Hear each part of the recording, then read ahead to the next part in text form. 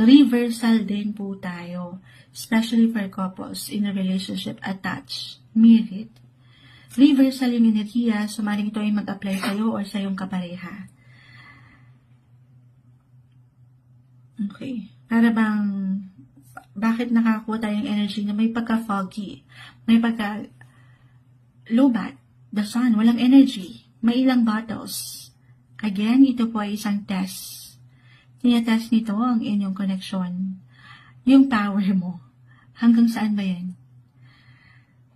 Pero, Libra, bilang ikaw ay you're all about balance. Find the balance. Ito yung patuloy na mission nyo eh. Balance between your heart and your mind, your body, and your soul. Lahat na to. Yung power. Kung kailangan nyo munang magpahinga, gawin yon. Sobrang mag-a-apply ito actually. Guys, sa ilang bumaba